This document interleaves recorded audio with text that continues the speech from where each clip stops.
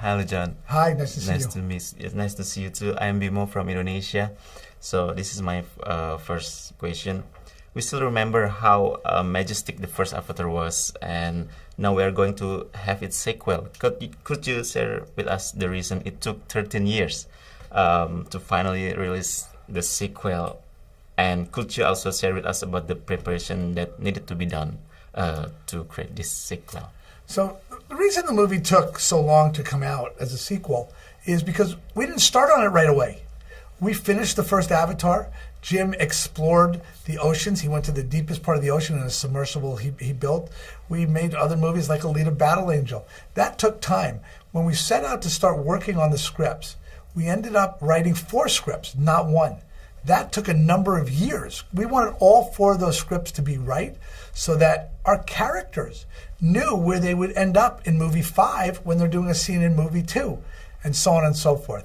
Then we had to produce not just 1 movie, but 2 and a 3rd movies we've already completing the shooting of and the filming of. So that's why it took the time. You know, the challenge of the movie was to get the cast and the production team's head around, we're not just doing 1 movie. We're doing 4 movies. And we have to prepare ourselves as if we were running a triathlon and not a sprint. That's great. So in this sequel, Avatar introduced a new side of Pandora. What reason did you choose to explore the underwater world? You know, we felt that it's part of our responsibility to make Pandora a character in our film. And characters need to evolve, and you need to see something different in a character. And we wanted to leave the rainforest and go someplace new, a place where people can find fascinating, a people where they can create a yearning of wanting to go themselves.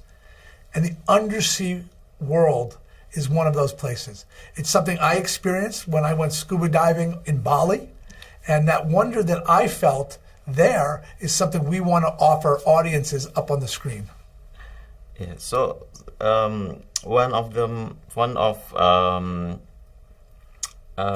inspiration the underwater world is from Indonesian waters. Yeah, absolutely. Could you share it with us? I think we are a product of our life experiences, and I've made several trips to Indonesia. Yeah. And both times on those trips, I went diving in the waters there. And those experiences become a part of you. And when you then go to work on a film and you have the ability to say, let's take inspiration from our natural world and change it and make it this fantasy world, but let it be inspired by what we experienced on Earth, that's how we create Pandora. Okay, so maybe this is my last question. Let's talk about characters. In the sequel, there are a lot of new characters in Avatar: The Way of Water. How did you develop these new characters to fit in with other characters that existed before? Well, the easiest way to fit in new characters was to make them offspring.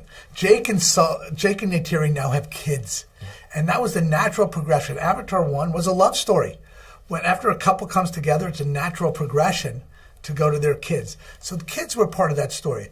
But we also wanted to celebrate diversity of people. And we created a whole new clan called the Metkaina. Kate Winslet and Cliff Curtis play the leaders of that clan. They look different than the Omaticaya and Neytiri's clan. And our people, the Sullys, are forced to seek refuge. They're refugees who go to the Metkaina and ask them to bring them in. And here they are literally and figuratively the fish out of water. And they have to learn how to adapt. And Avatar is about people recognizing diversity in each other. Okay, John, thank you very much.